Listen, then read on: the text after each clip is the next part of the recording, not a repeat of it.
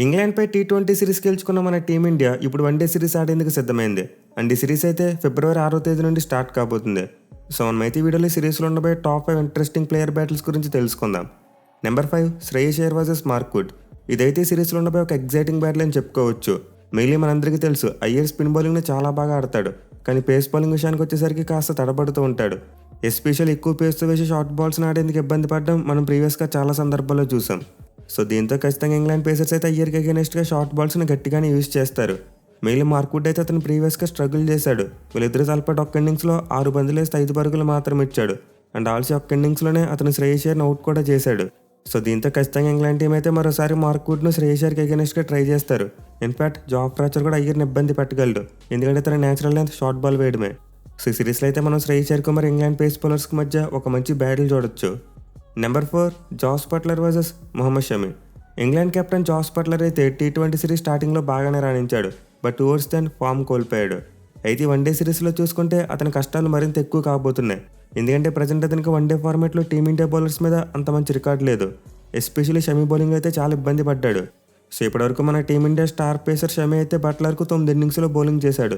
And 9 ఇన్నింగ్స్లో 67 బంతులు వేస్తే 57 పరుగులు మాత్రం ఇచ్చాడు. మోస్ట్ ఇంపార్టెంట్లీ ఈ 9 అకేషన్స్లో అతను ఏకంగా 5 సార్లు అవుట్ చేశాడు.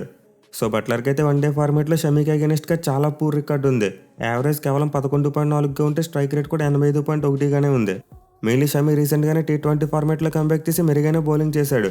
దీంతో ఖచ్చితంగా అతను మరోసారి ఇంగ్లాండ్ కెప్టెన్ జాస్ బట్లర్ను డామినేట్ చేయాలని చూస్తాడు. చూడాలి మరి బట్లర్ షమీకి అగెనెస్ట్గా ఎలాంటి ప్లాన్తో వస్తాడనేది.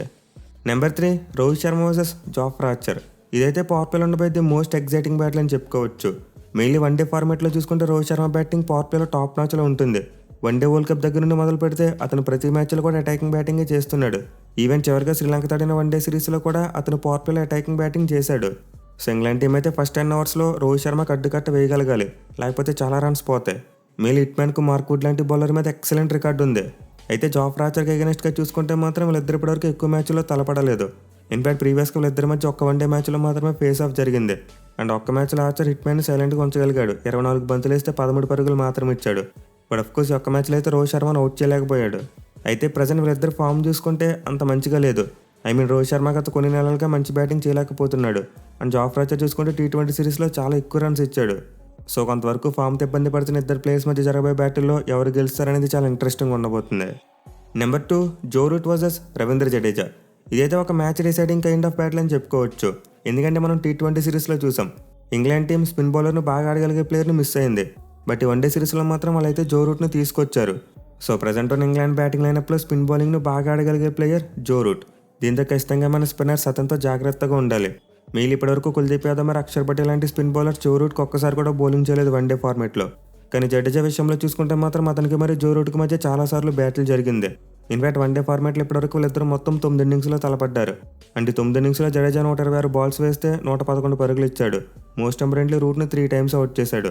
సో జడేజాకి అగెనెస్ట్గా జో రూట్ యొక్క యావరేజ్ చూసుకున్న స్ట్రైక్ రేట్ చూసుకున్నా మరీ అంత టాప్ నాచ్లో లేవు. పైగా జడేజా ఒక లెఫ్ట్ ఆర్మ్ స్పిన్నర్ కాబట్టి ఖచ్చితంగా మరోసారి అతను మిడిల్ ఓవర్స్లో చాలా కీలకం అవుతాడు, ఎందుకంటే ఇంగ్లాండ్ మిడిల్ ఓవర్లో ఎక్కువ మంది రైట్ హ్యాండ్ బ్యాట్స్మెన్ ఉన్నారు. సో మనమైతే ఈ సిరీస్లో జడేజా మరియు జో రూట్ మధ్య కాకుండా other England middle order batsmen మధ్య కూడా ఒక మంచి బ్యాటిల్ చూడొచ్చు. Number 1 Virat Kohli versus Adil Rashid. ఇది కూడా మిడిల్ ఓవర్స్లో ఉండిపోయి ఒక మంచి exciting battle. Especial Adil Rashid టీ20 ఫార్మాట్లో చాలా బాగా బౌలింగ్ చేశాడు. మిడిల్ ఓవర్స్లో మన టీమిండియా బ్యాట్స్మెన్ డామినేట్ చేశాడు. Other and Virat Kohli form చూసుకుంటే ప్రజెంట్ అంత మంచిగా లేదు. టెస్ట్ ఫార్మాట్లో చాలా దారుణంగా ఫెయిల్ అవుతున్నాడు. ఈవెన్ వన్డే ఫార్మాట్లో చూసుకున్న శ్రీలంకతో సిరీస్లో పెద్దగా రాణించలేకపోయాడు. సో విరాట్ కోహ్లీకి అయితే ఈ సిరీస్లో అదిల్ రషీద్ దగ్గర నుండి ఒక పెద్ద ఛాలెంజ్ ఎదురు కాబోతుంది. ఇన్ఫాక్ట్ ప్రీవియస్గా రషీద్ చాలా వరకు కోహ్లీని డామినేట్ చేయగలిగాడు.